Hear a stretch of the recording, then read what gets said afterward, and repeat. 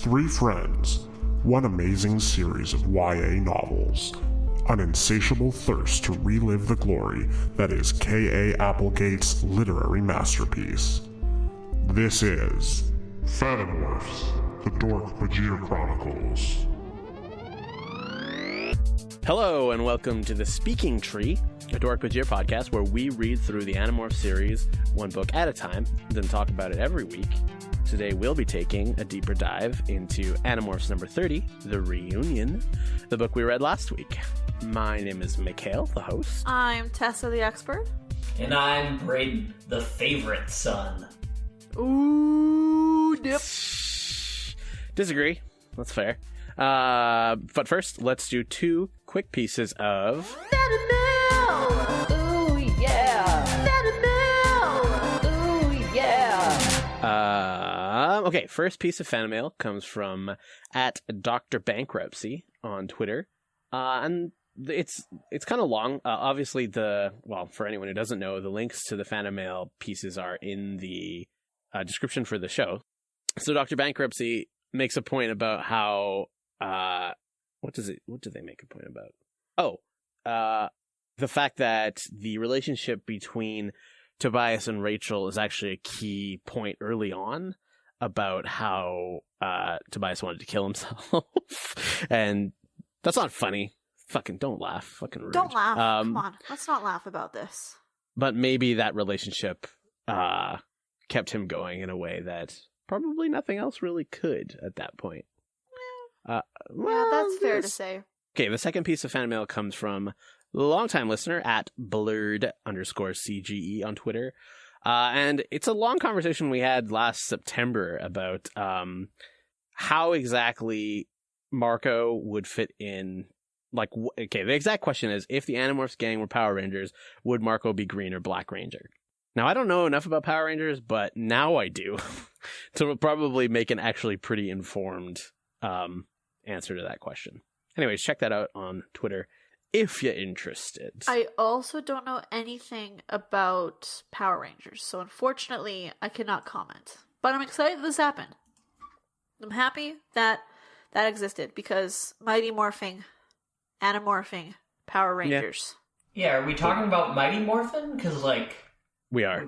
Okay, yeah, because David's the Green Ranger. Just, with a very different dude, doesn't become a White Ranger. Listen, Brayden, check that link, because I think you would be interested in the conversation we had. And you might be the only one who knows enough to, chime in on it. What sort of spoilers are we looking at here? None. Unless you're looking at spoilers for Power Rangers. Yeah. Motherfucker, you think I haven't seen Power Rangers twice? I mean, I believe that you are a Power Ranger. Honestly. Oh, Dip, don't show off his secret identity, dude. Brayden, the Brown Ranger. The Poop Ranger. Poopy Brown Ranger. God Let's jump into our first segment. Animorphs. Animorphs.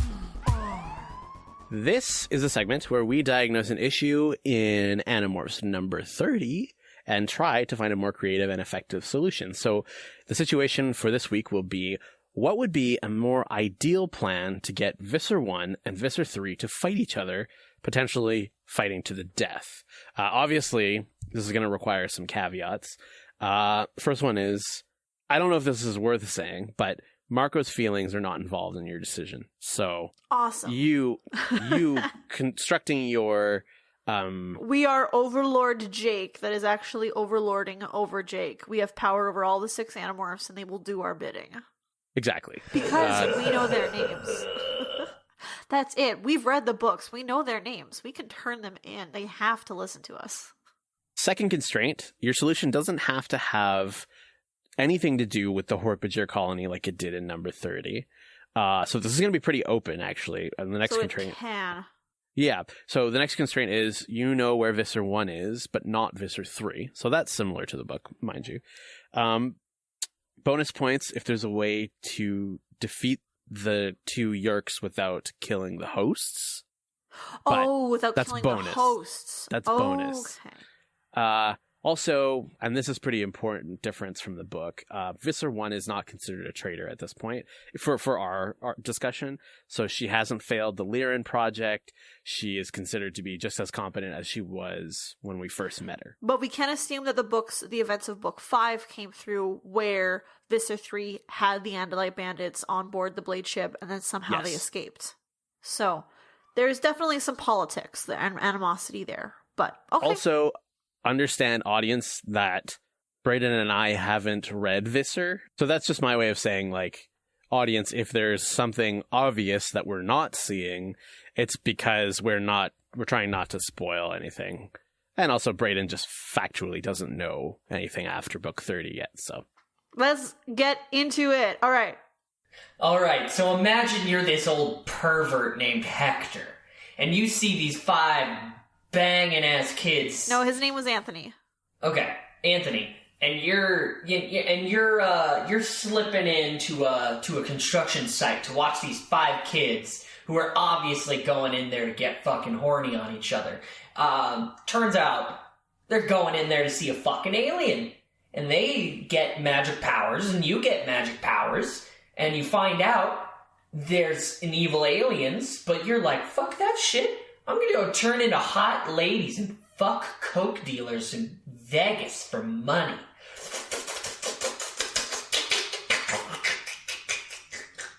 I know you're making that with your mouth, but it really sounded like you were just slapping the keyboard at some point. Oh my god, where were we? Yeah. We know where Visser 1 is and we don't know where Visser 3 is, so obviously we have to talk to Visser 1, but like, hey, yo, let's work together to overthrow Visser 3. He's incompetent, he's ruining your plan. Yeah, so I think the ultimate, like, I don't think necessarily that what they did in number 30 was totally wrong. Like, luring them to an area or to a trap or whatever, like, just the general idea of luring is good, I think. The reason why luring worked in 30, though, is because Visser 3 knew that Visser 1 had a bounty on her head. If she doesn't have the bounty, that might not work so well. We'd have to forge something, like, so that Visser 3 knows that maybe forge some proof that have Chapman see us talking to Visser 1. Right, I was thinking more just luring a Visser, regardless of if the other one is involved with the plan or not, right? So, like, it started me thinking, like, what is it that the Vissers would want from each other? And this is why I think reading Visser would have helped, because one of my thoughts was, wouldn't Visser like it to have the Andalite body? Wouldn't any Yeerk like to have the Andalite body? Yeah. Right? I mean, as we know from my one essay, Visser 3 has a thing for Andalites. So maybe he's the only one who likes them that much. But yeah, I'm pretty sure that given a soft human body versus a morph-capable body that can turn into your soft human body, let's do the morph-capable one. It comes with a blade. Well, she could morph a human, right? Well, so exactly. Yeah. Like, it's better. It's a better body. I don't know. I feel like something that you could use if we're not thinking of feelings anyway is just, like, involve other animals as decoy Andalite bandits in, like, the fight or the luring or something. Wait, what do you mean? Like, train animals? Not train animals, but maybe have it be, like, in a zoo or, like, maybe not the Gardens Amusement Park, but, like, Visser 3 was already there and they landed a bug fighter there with no problem, so that would be an easy enough plan for them to do again. Cause like a Lion King stampede. That's nearby. Exactly what I was thinking. I was totally thinking wildebeest. Yeah. But, like, just something to be, like, a distraction so that the Animorphs could be involved, but also not have to worry about being so so obvious, maybe? Like, have other animals be around. I agree. I think a setting for the fight between Visser 1 and Visser 3 should definitely be somewhere with a lot of animals. I think the zoo does make perfect sense, but the question is, how do you get them both there? A lot of animals for them to shoot. For some, like, how do you get them there under some kind of pretense of, hey, something you want will be here, so you should be here? And then also how to get them to fight each other. So, I mean, the other thing we could do is, like, we don't have to tell any kind of truth, right? Like, if we know where Visser 1 is, and that was one of the constraints, we know where she is, we could feed her information about Visser 3 and be like... Oh, that's true. We could fake some information that Visser 3 is colluding with the Andalite bandits. So you collude with us and we'll, like, prove to him that he's actually a failure and that we're, like, confront him about it. Yeah. And that we're recording all of this to send to the Council of 13. You're going to get off the Earth Project and go back to accounting or something. Just tell them both at the same time and to meet at the same place by saying, like, hey, I'm one of the Andalite bandits. I just want to go home. This shit is... I'm tired. I just want to nap.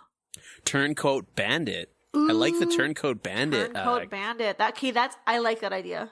Because if you found, like... Okay, so this is another one of those things. So I started a document where it's like, I am writing the rules as we decide on them in the for the speaking tree so that we can reference it later. So here's one. Let's decide on this now. Do people know your voice from your thought speak? Oh. Like if Marco spoke to Visser 1. Oh, does Marco speak to Visser 1? In book he totally 30, does. He speaks totally to does. Visser 1. She doesn't know that it's him until he says, I love you. Okay, so I think it's fair to say... It's fair to say that, no, your voice in ThoughtSpeak does not sound like your speaking voice. Yeah. Yeah. Okay, that's important, Nice, though. that's very important. Because that would mean that one of them could speak to Chapman, like he's walking through the fucking trees to get home, whatever, something, where there could be animals around, and just ThoughtSpeak to him, like, listen, I am an Andalite bandit. I'm obviously an Andalite because I'm ThoughtSpeaking. Because they can recognize that it's ThoughtSpeak, especially if they're a Yeerk. They know right? that it's ThoughtSpeak. It was like, hi, we know that you're a high-powered Yeerk. We wish to speak with Visser 3. I want to defect, or something like that. Ooh, this is good. And then the only way I'll do it is at the zoo so that I have some security. But, like, Visser 3 is gonna know it's a trap.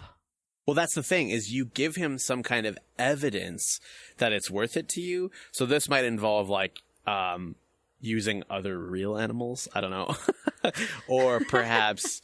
Or pulling a TV series episode 3 where you're like, all right, I'm the parrot. Yeah, that was... Yes, that was so funny. That was pretty smart, You were though, the parrot, and he's just, like, eyeballing this parrot and picks it up, and you're actually the lizard. But remember, we also agreed that for Animorphs ER, the Chi are off limits unless the Chi help the Animorphs in this book. So the Chi did help in this book. So what if you could set it up where it looks like you, like, or you as an animal, like, which is actually you, morphed, kill an Andalite or something that's, like, evidence that you are willing to hurt Andalites, but it's all a hologram, right? And so Visser 3 is like, oh, fuck. Yeah, and your pants accidentally fall down, and you have, like, a 10-inch cock, and they're like, we want this guy. Oh my god. This guy fucks. His tail blade is so big, and he's got this enormous penis. We have to have him. But okay, so I will say the caveat, they did use the Chi in this book, but they only used Eric. So you only get one Chi, you don't get a bunch. To be fair, like... One is all you need. Yeah, like, he hologrammed an entire village of Dork-Bajir. Okay, another idea. Visser 3 loves cats. We know this evidence in book 1 and book 2, where he talks about how beautiful Jake's tiger morph is. But he hates Rachel as a cat. Well, he thinks that it's very powerful, but it's so small. The tiger morph is so big. Have Visser 3 meet you by the tigers. That's where you meet. So that he gets to look at his big, beautiful cats. Definitely meet near an animal that he knows he's seen in battle, because that would help enormously. Yeah. What is this, fucking Legend of the Five Rings? We're not trying to entertain him. I think this is actually pretty reasonable. The only thing that we haven't addressed is, like, okay, so we're only addressing Visser 3 for now, but how would we stop him from bringing, like, a shitload of stealth bug fighters and, like, Dork-Bajir with him? See, you don't. Oh. You talk to Visser 1, and you're like, yo, we have evidence that one of our Andalites is defecting to Visser 3. Oh, fuck. That's good. You can film him talking to one of the Andalite bandits, being like he's actually on their side, and send it to the Council of 13. So the Animorphs, Visser 1 is there. She's got her secret video camera, sees this whole entourage, Visser 3, all of his stuff, Andalite Bandit. They're having a conversation. The conversation, you can't see maybe what they're talking about necessarily, but you know that they're having a conversation and colluding. Right before the Andalite Bandit is like, yeah, okay, I defect you. Take me into your great big strong arms, Visser 3. Visser 1 pops out and is just like, got you, motherfucker. This is all on tape, and I'm sending it to your boss. Visser 3 flips out, starts to, shoot his bug fighters all at her guys, thus revealing the secret bug fighters that were everywhere. And, the Animorphs just lie back and bounce.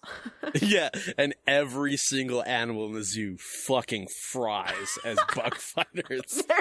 The gardens is destroyed, and Cassie's mom is now destitute. And the barn, the wildlife rehabilitation center, is the only thing keeping her family afloat with food on the table. But Visser 1 and Visser 3's power is greatly diminished. So in this case, are you expecting both of them to die, or just to take out one of them? I am not really expecting either of them to die. It's just more to like, I've only got so far.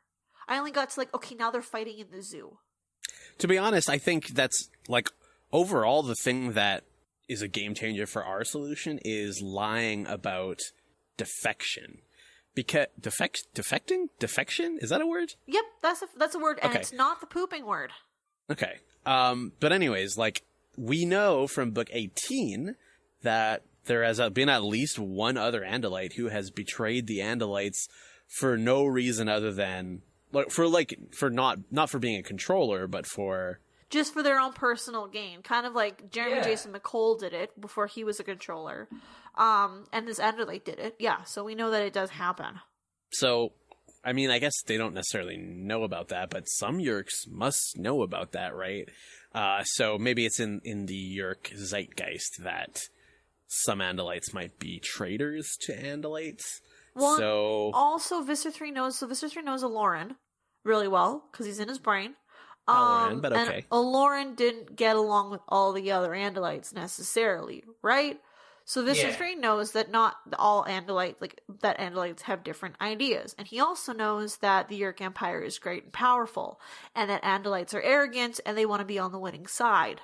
So this could just be, okay, I have information for you. Maybe they're not defecting, but like, yo, I have information for you. I want this battle to stop. I would rather not protect humans anymore. Just take over. Here's the skeleton key to break into the Andalite bandit house and kill the rest of them. Okay. I feel like it works two ways, because Aloran's attitudes towards other Andalites is more like, oh, they're all goody two-shoes, and none of them are willing to get their hands dirty except me. But maybe also, like, he recognizes that Andalites are flawed because he himself is flawed. I don't know if it's goody two-shoes, because he had like a big, like, Aldrea, they had a big, they had confrontation in Dork-Bajir Chronicles. Yeah. And Aldrea wasn't goody two-shoes, but she definitely wasn't on the same side as Aloran. She was just a naive little person. And I like that you're bringing up textual evidence. This is like some literary shit now. I like it. Thank you. I'm trying to step up to my A game. New year, new me, and all that. Yeah, of course. And I want to say, like, we know that they've seen Axe, and we know that Axe is maybe a little bit younger than Aldrea was in Dork-Bajir Chronicles, but not by much. Like, they're both Arists. Right. Or Aldrea wasn't an Arist, but she wanted to be. But, woo, aliens also have sexism. Aldrea seems like more competent than Axe. That's another conversation entirely. She totally does. But, that's because I love Aldrea. I'm sorry. It was a different time. Really. It was a different time. But, like, so we can assume that even Aloran himself, seeing Axe, is like, oh, you sweet summer child, you're too young, you don't really understand what war is. So if we have Axe, or, someone morphed as Axe, being the one who wants to defect, or be like, yo, war is difficult, I don't want to do this anymore. Like... Yeah. That would... Maybe they don't have to join the Yeerk side, but at least something about betraying the rest of the Andalite bandits. Just don't kill me. Something like that would be enough to get at least Visser 3 to come take a look. Yeah, he'd get real horned up for that. And then maybe what you tell Visser 1, because she's human, maybe you tell that, like, oh, one of, like, Visser 3's, like, Visser 3 has, like, there's a second Andalite host or something that he's been secretly teaching to do all of the battles against him to make him look good. Wait. You're introducing a new thing here. What is it? This is a new thing. This is a new twist. I don't know how out there it is, but, okay. Visser 1, do we know Marco's mom's name? I can't remember. I know it. Do we know it? Do we? I don't think we do know it yet. But we do know her nationality, right? Maria? Let's call her Maria right now. Yeah, Maria. That's a good idea. Let's call her Maria. So she's Spanish, right? Yeah, she's from Latin America. She's from Latin America, we know. Yeah. Young kid growing up in Latin America, probably watched maybe some Latin America soap operas. So Visser 1, therefore, knows a little bit about this. We think up some crazy plot that might be plausible to Visser 1. That's only because she's infested Maria, who also thinks, wait, maybe this crazy thing is plausible. And we have this crazy soap opera thing that Visser 3 has a secret son that he's teaching and getting to do all of the fights to him to make him look important and big, and the Andalite bandits are not real. Is this racist, Brayden? Problem. Is this kind of racist a little bit? Okay, a little bit, but what I'm gonna go off of is Yeerks don't have kids. They die when they mate. No, but like a metaphorical, maybe not like biologically an Andalite kid, but some kind of like mentee. Like, oh yeah, I have this. Right. And she's like, I am Visser 1. I am the biggest, most important boss ever.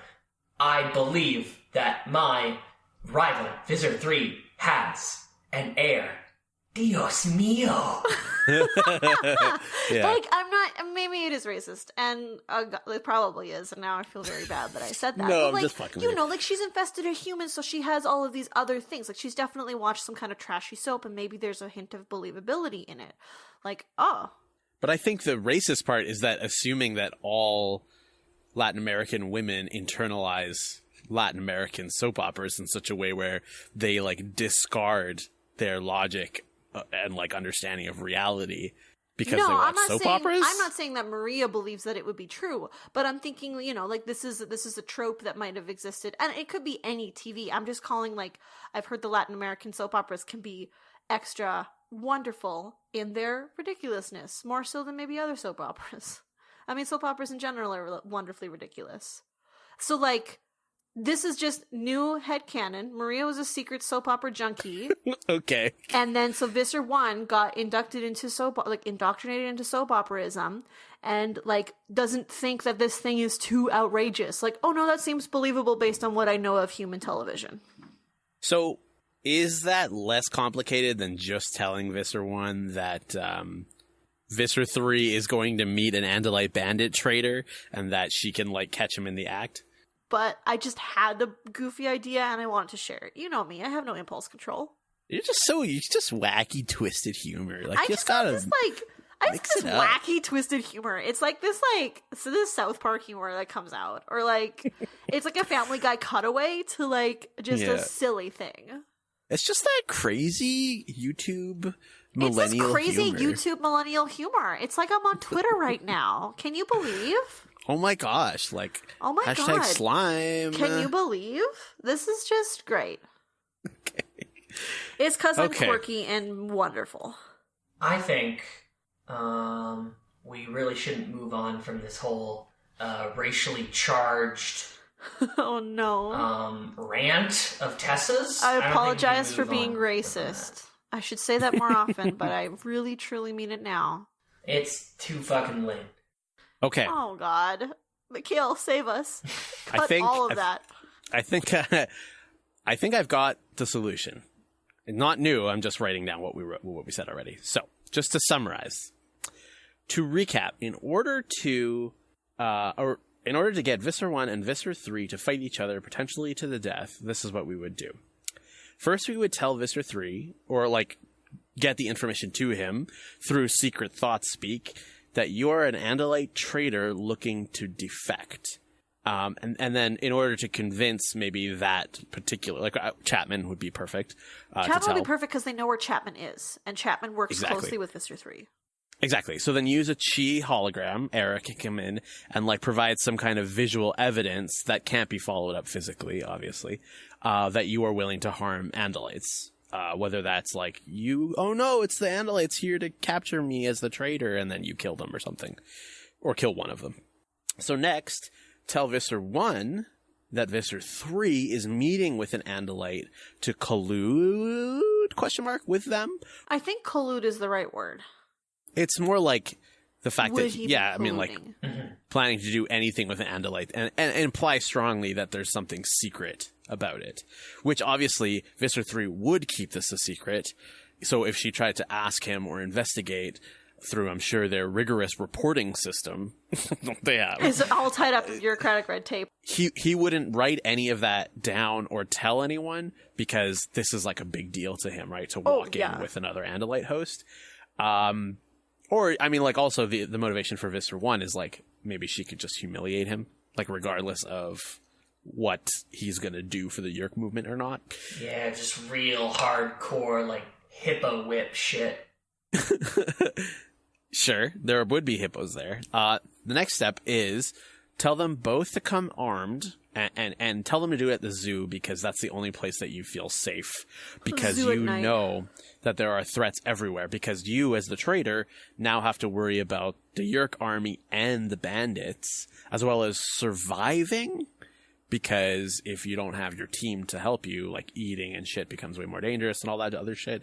So basically, you need to stay hidden until the last possible minute where you like gonna join Visser 3. Tell this to both Vissers, and imply strongly that it's going to be very dangerous. Like, and maybe even outright tell at least Visser 3 to bring backup, right? Then, once everyone, maybe Visser 1 is hiding and you tell her, like, where to look, because Visser 3 is going to come at this spot by the hippos or whatever, or by the tigers, because I thought that was cute, yeah. And then you, as a group, catalyze the situation by attacking or scaring or, making the situation get, because it's already pretty tenuous, unstable, to the point where either Visser 3 or Visser 1 attacks, and then obviously it kicks off, like we saw in Animorph number 30. Off. Yeah, so watch them kill each other, watch the stealth bug fighters come out of stealth and burn the zoo to the ground. I just had another idea. Oh god, what is it? It's not the really big soap opera one, but instead of an Andalite traitor, what if you're David? Because Visser 3 doesn't know what happened to David. That's a good point, but at some point he would expect you to morph back into David, and none of them have that DNA. Well, that's when we have Eric as a hologram. Plus, he'd immediately expect you to start, like, saying stuff like, cool, where are the other Andalite bandits, though? That's the other thing is... Well, that's where, like, David is like, you pretend to be David to give him the rest of the Andalite bandits. They took But how could David give them the rest of the Andalite bandits? He doesn't know anything. I know where they are. Because we know from book 21 that Visser 3 suspects that David... what happened to David? I burned down his house. His parents are controllers. We don't know where he is. Of course, you Andalites wouldn't kill him, and you have an extra lion on your team. The lion is David. David, come to my side. Which is actually Eric. Okay, so, and then here's the other thing is, like, can we replace a member of the Animorphs doing this thing entirely with Eric? Just because he helped out with a hologram in the actual book? Like... Maybe not the whole thing, but just for, like, the proof. Like, Chapman knows what David looks like. I'm not gonna lie. I think it's a good idea, like, if you could work out the kinks. Let's say that's I feel like one of either... Like, if the Andalite traitor isn't believable, then you have the David plan. Like, one of those would definitely... I think it makes more sense for Axe to be the traitor. The Andalite traitor? Well, just because he can stay in an Andalite morph, for long periods of time. Yeah. That's and true, also that's he true. Speaks like one and he has the knowledge of one, which the Chi don't necessarily have, right?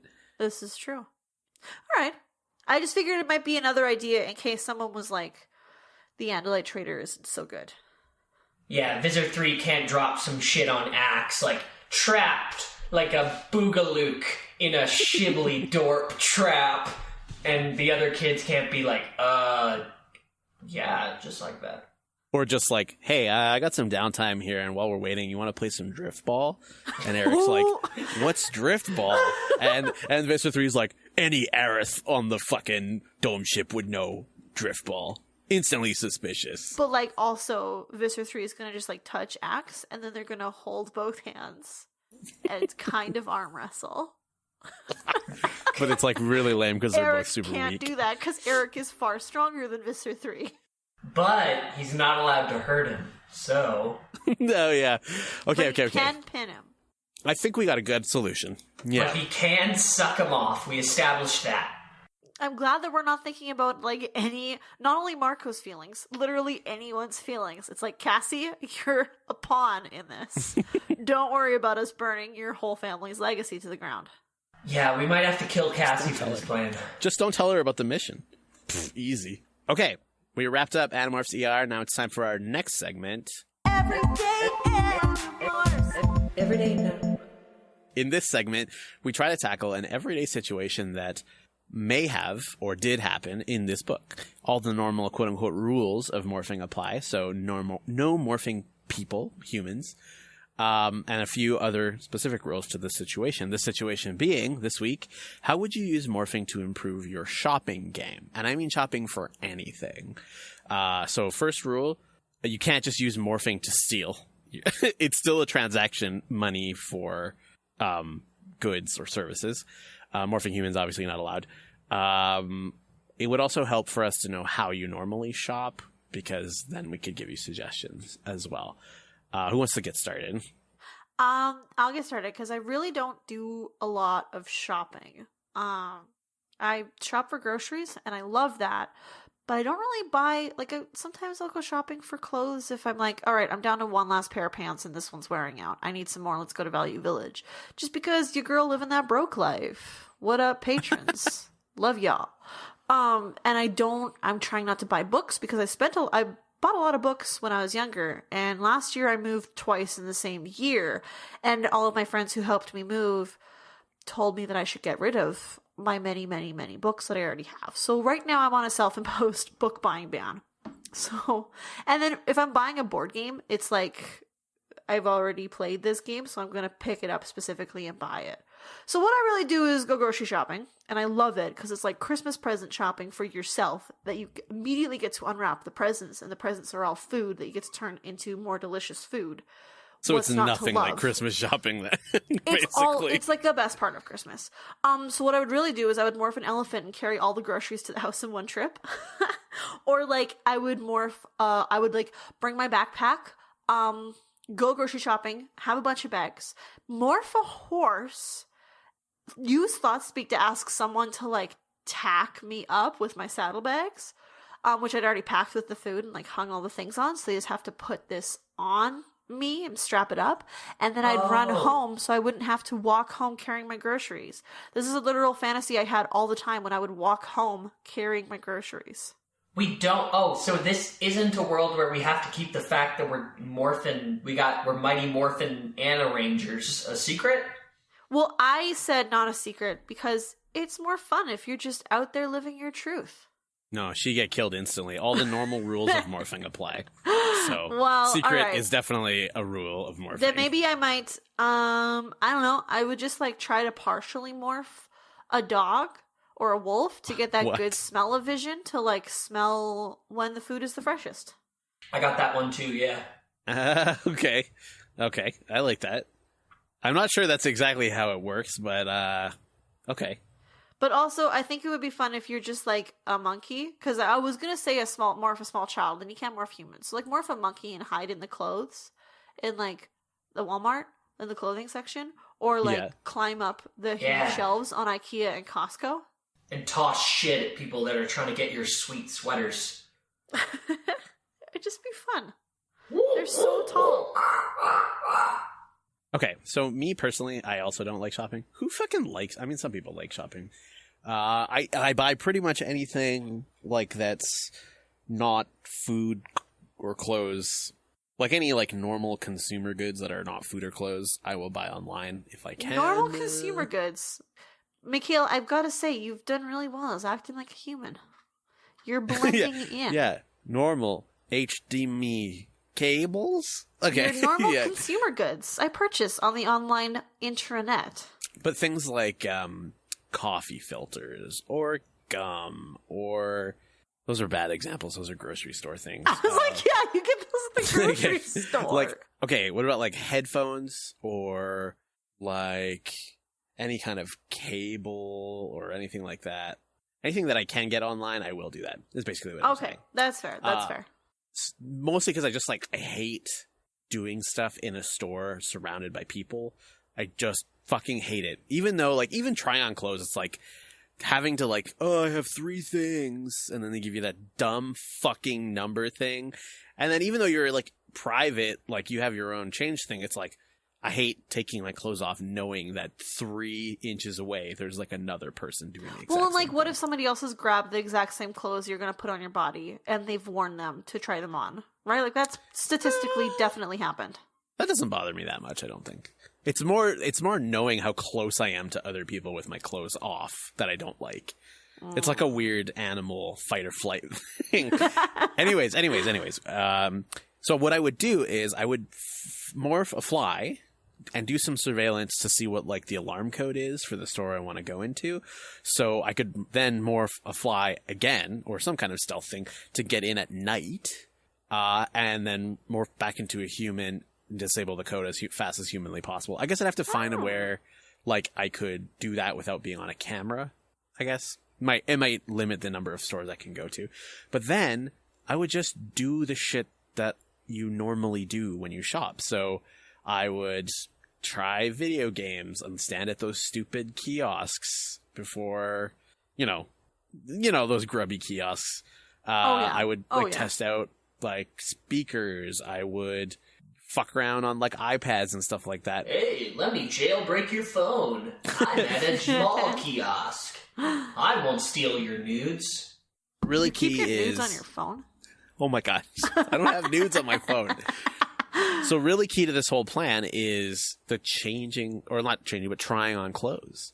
Like, just trying on clothes at the fucking, like, tree rack that it's on. Take the clothes off. Take your clothes off. Immediately try it on right there. Oh, too small? Take the next size. It's right in front of you. It's right in front of you. Done. That's amazing. That's gotta be someone's fetish, right? Oh, for sure. Like whipping it off and trying it out right then and there. Some people do this when the stores are open and full of customers. Yeah, they're gross people. I don't like them. I've seen it. But you know what I just thought is that, like, you gotta bring clothes to the change room to try them on and then morph in these clothes and see if they're morph capable. Nah, I'm not interested in that. Yeah. The one example I could think of in clear, like, semi-recent memory is I was looking to buy a 3DS when they came out with the XLs and they lowered the price. And I looked at it and I was like, how floppy is the hinge that closes the screen? Because it looks fucking floppy as fuck in the, like, videos online. So I really wanted to, like, open one and flip it open, like, 50 times to see how sturdy that hinge was. Because they don't just have one where you can do that, at least not at the stores I checked. Yeah. So being able to just like crack open a 3DS in a new box and like fucking swing the shit out of it, I think that would have been super useful actually. But it would have looked it would have been impossible because it's locked up, right? But also, like, if they had pulled out, oh, here's our demo, you can check out, it would be so like grubby and used that it would already be floppy and not an accurate description or covered depiction. in child spit. Ugh. I agree. Okay, we're running long on time, Brayden. Why don't you hit me with your everyday? Okay, I'm a light online shopper. I am a light online shopper, mostly RPG PDFs. Physical shopping is minimal, dedicated to groceries and RPG board game stuff. I hate crowds. I hate lines. The solution is a team effort. It's going to take 3 Fanimorphs. I morph a puppy. I'm cute as hell. I get one of you to walk me around while I give, like, hella cute attention to everyone and get them, like, all petting me. I do bitchin' tricks to unpack areas of the store. Well, a third person, let's say I'm the puppy, Mikhail's got me on a leash, and Tessa is sweeping the areas that we've cleared and getting our lists done. Hell yes. Dream team. Yeah. Solution number 2. Sniff out good groceries with a dog, wolf, fox, etc. morph to maximize time veg and meat can hang out in the fridge. Then, morph an andalite, which is specifically not a human, and create a program that's basically that honey plugin, but like it doesn't steal like personal information, and also probably works. I actually Wait, don't what's know the what that honey is. plugin? Oh, it's like a plugin for Chrome that automatically finds like discount codes for websites. Yeah. Oh. So like if there's somewhere out there, I don't know if it like hacks the website to find them in the code, which might actually not be legal, or like just searches the internet real fast for ones that are publicly, semi to fully publicly available, but it'll get you discounts. Here's the thing, Brayden. You can morph an andalite, but you're only morphing the andalite instincts. Like, you're not morphing an andalite that went through the month-long programming school components. Like, andalites aren't born with an innate ability to make honey. Right? So I don't know how well that one would work. But you could do your online shopping with 4 extra fingers, because they got 7 fingers on each hand. Yeah, that is how typing works. It's faster with more fingers. With more fingers or more hands. If TV has taught me anything, it's that you can defeat a hacker with 4 hands on the same keyboard. Okay, these are all good answers, but we should get quickly through the next segment, which is My Life, My Morph. In this segment, we decide on the best use of the main morph from this book and how we would use it for personal reasons in our own lives. So how would you guys use... I decided on the cockroach morph because it was on the cover, honestly. That's the cover, yeah, and we haven't So done it how would yet. you use it in your own life for purely personal reasons? I think I had a number of reasons, actually. Some of them were like having to do with natural disasters and stuff, but I think the most like everyday way I would use it is because remember how cockroaches can tell when there's lots of other cockroaches in the area? Yeah. Both by them calling them over to eat the food, or if they're overcrowded, that kind of thing. Moving somewhere else, yeah. Basically, if I want to go to a new restaurant, but it looks kind of shady, I would morph a cockroach, sneak in, and sense how many other cockroaches are there just by scoping it out. And if it was off the chain, I would definitely not go to that restaurant. Because cockroaches have an impeccable taste. Yeah, so if there's a lot of cockroaches there, you know it's a great restaurant. Okay, yeah, sure. Interpret as you will. If it's not a chain, I feel like a seedy-looking restaurant is just going to be tasty, because especially if it's packed. That's the caveat. If it's a packed, seedy-looking restaurant that's not a chain, the food's got to be amazing, right? Sure. Right. All right. So what's your I would answer? sneak into places where I had to pay at the door when I didn't think I should. Like, I wouldn't do it for like a small local theater production where the tickets are only $10 and I could do it. I would do it if like some third tier copy of Wicked came through and like booked out the biggest theater in town and the tickets were like $200 and it was already selling out. I'd be like, no thanks. Yeah. I'm gonna fly myself up to the rafters and listen to Popular hiding up there. It's a good answer. It's definitely a good answer. Or just like sneak into movies too. Okay, but you also fuck the film industry. Okay. Yeah, no, just fuck the film industry. Brayden, what do you got? I will do one simple thing. Fuck with politicians. Get one of those tiny recorders the CIA and like the other spook black flag agencies use. Get everyone on record like Rob Fording it. Nice. I do like that implies that they are all currently Rob Fording it. Which, I mean, for those who don't know, is just like shady politician stuff. Smoking crack and saying the N-word. Literally smoking crack. literally just smoking crack. Like, come on, everybody. It's 2019. Live your best life. Rob Ford it. I asked the internet what they would do with a cockroach morph. I picked out a few of the choice answers. So patron Steve says he would get into his house when he forgets his keys, which is actually really practical. That's very practical and very smart. This at the Slan patron and Julia, another patron, also would sneak into concerts, movies, and whatnot. Patron Shanna says she would use a cockroach morph to get the cat toys out from under her fridge. That's so useful. It's actually really quite smart. That's very smart. One of my favorite ones is Michael from Facebook saying he would clean the inside of his computer without having to take it apart and risk screwing it up and losing those screws. That's really... Which is actually really good, yeah. I like Matthew Ferrantino's. He would turn into a roach nothlet after putting all my money into mutual funds and be set for life because you're now immortal with money in the bank. I think that's a pretty gross misunderstanding of how mutual funds work, but okay. Fair. I mean, maybe the stock market is better. Index funds, my dudes. Index funds. Yeah, that's a word that we all know. I mean, it ended up working out for in Metamorphosis, right? Is that what he did? No, he was a giant cockroach and he didn't have thought speak, though. Yeah, but like that's where he did wrong. You know, in the end he kind of realized like this isn't too different from my normal life. Yeah, it's true. I think the best one was probably Picture and Yanka's, where it was she would sneak out of the house without being noticed whenever her roommates had people over. Which is like actually pretty real. And when I was in college and I heard one of my roommates like in the kitchen making food, I would be like, okay, well, I'm gonna stay in my bedroom then until they leave. Yeah, I guess I'm in prison. They're perfectly lovely now. people. I'm just that awkward. Okay, last segment. Predictions. Predictions. Brayden. Next week, we're going to be talking about Megamorphs number 3, Elfangor's Secret. This is such a good book. Brayden, I am so curious to know what your predictions are for this book.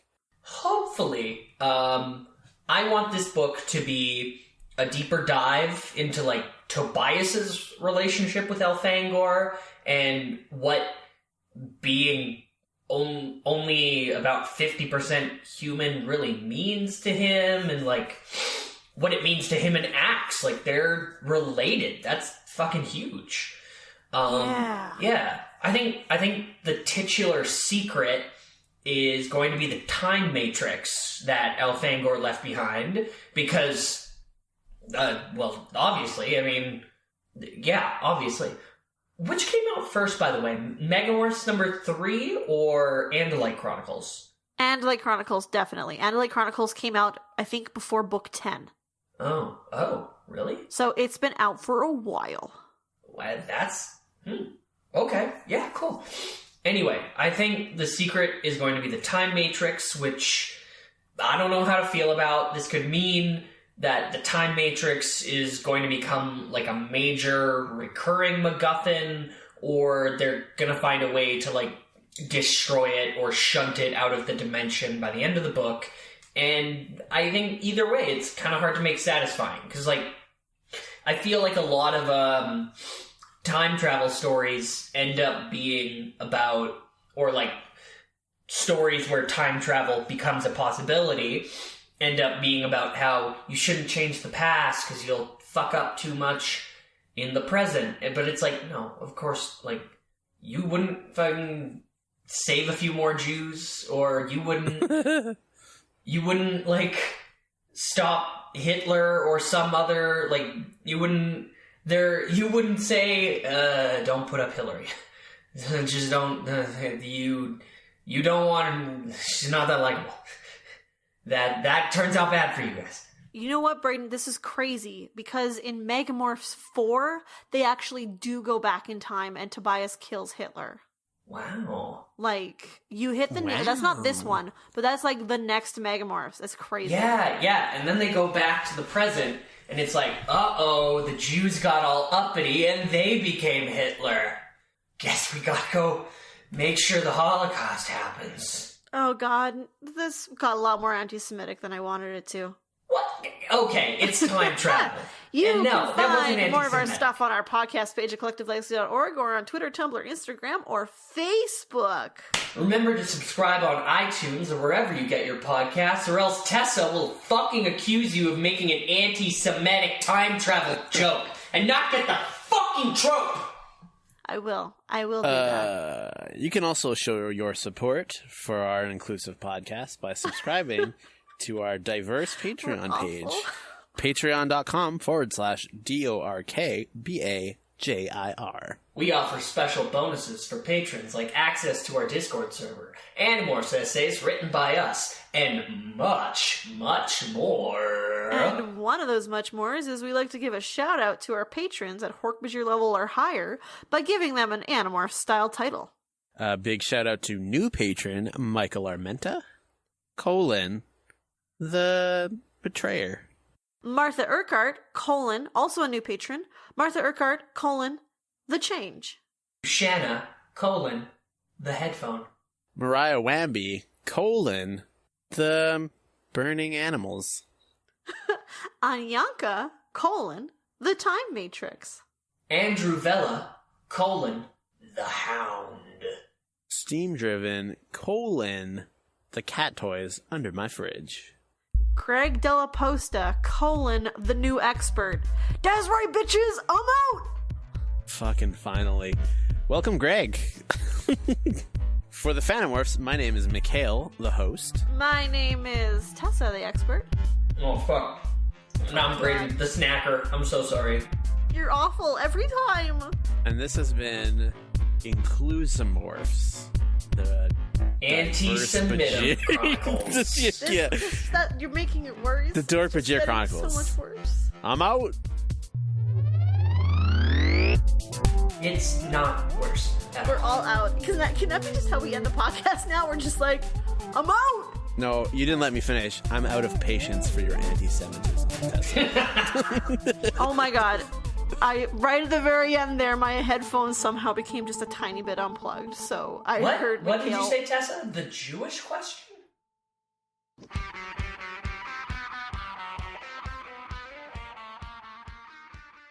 Hello everyone, my name is Jared, and this is Two Nerds in a Basement. Once a week, me and another nerd watch one of the over 70 movies put out by Marvel or DC Comics over the last 50 years and talk about them for far too long. Can we just take a moment to address the fact that Howard the Duck looks like Martin Sheen?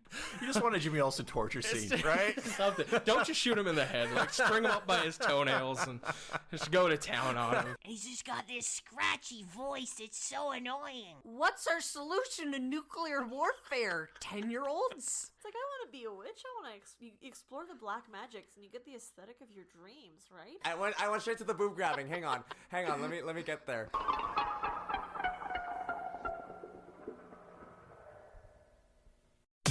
Brought to you by Collective Legacy, a podcast network.